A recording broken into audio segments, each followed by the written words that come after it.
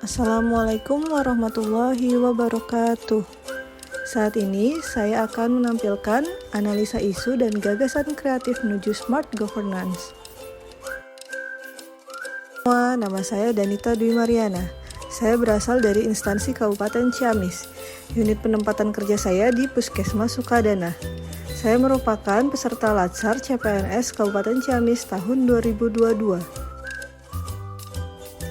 Smart Governance yaitu sebuah tata kelola pemerintahan yang cerdas, bertujuan untuk mewujudkan tata kelola dan tata pamong pemerintahan yang baik dan terus berupaya meningkatkan kualitas kinerja birokrasi melalui inovasi-inovasi.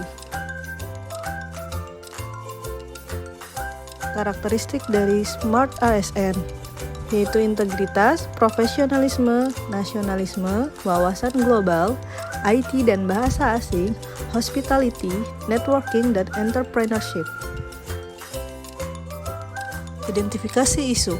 Yang pertama, tidak adanya petugas administrasi di ruang rawat inap puskesmas. Yang kedua, kurang lengkapnya peralatan medis di puskesmas. Yang ketiga, tingginya angka penderita hipertensi di wilayah Kecamatan Sukadana. Yang keempat, tidak terdapat fasilitas ruang pengambilan sampel dahak. Yang kelima, kurangnya disiplin waktu masuk dan pulang kerja pada pegawai. Yang keenam, belum tercapainya target vaksinasi COVID-19 dosis 3 di wilayah Kecamatan Sukadana. Deskripsi isu dan analisis dampak isu. Dari isu yang pertama, yaitu tidak adanya petugas administrasi di ruang rawat inap, berdampak pada tidak terorganisirnya kelengkapan data dan pelayanan administrasi pasien.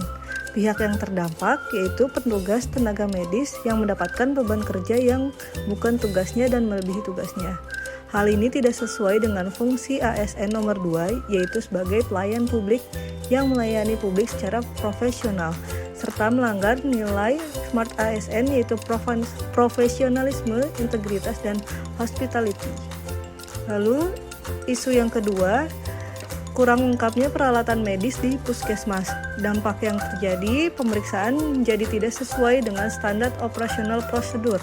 Pihak yang terdampak adalah tenaga medisnya karena tidak menjalankan pelayanan secara maksimal, serta pasien yang harus dirujuk apabila memerlukan pemeriksaan yang tidak ada di puskesmas. Hal ini tidak sesuai dengan fungsi ASN nomor 2, yaitu sebagai pelayan publik yang melayani publik secara profesional, serta melanggar dalam nilai Smart ASN yaitu profesionalisme. Isu yang ketiga yaitu tingginya angka penderita hipertensi di wilayah Kecamatan Sukadana. Dampak yang terjadi, bila angka kesakitan tinggi maka kualitas hidup menurun bagi masyarakat di wilayah Kecamatan Sukadana. Pihak yang terdampak adalah tekanan darah yang tidak terkontrol menimbulkan dampak dari resiko penyakit lainnya pada pasien. Hal ini tidak sesuai dengan fungsi ASN nomor 2 dan 3 yaitu sebagai pelayan publik serta perekat pemersatu bangsa. Dikarenakan salah satu faktor penyebabnya yaitu kurangnya tindakan promotif bagi masyarakat. Nilai Smart ASN yang tidak sesuai yaitu networking.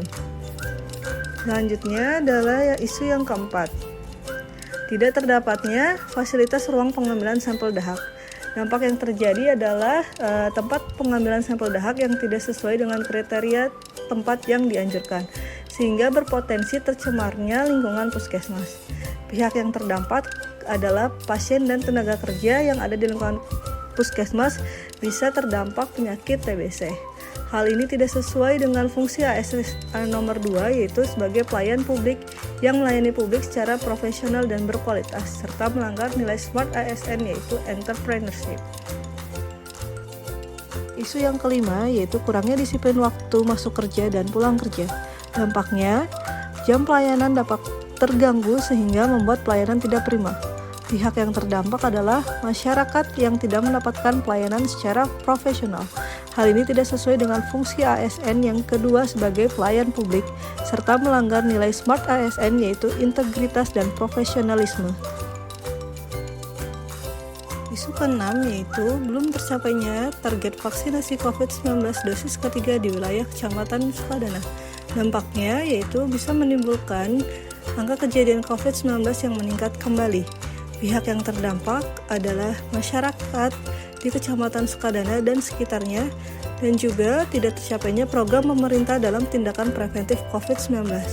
Hal yang tidak sesuai dengan fungsi ASN yaitu nomor 2 dan nomor 3 sebagai pelayan publik dan perekat pemersatu bangsa, serta melanggar nilai ASN yaitu integritas, nasionalisme, dan networking. Setelah melakukan teknik penapisan isu melalui metode USG, didapatkan nilai prioritas yaitu pada isu ke-6.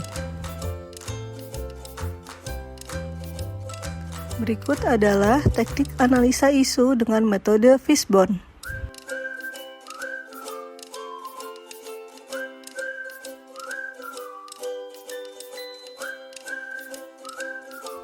Selanjutnya, ini adalah beberapa gagasan saya untuk dapat meningkatkan capaian vaksinasi COVID-19 di wilayah Kecamatan Sukadana. Terima kasih. Wassalamualaikum warahmatullahi wabarakatuh.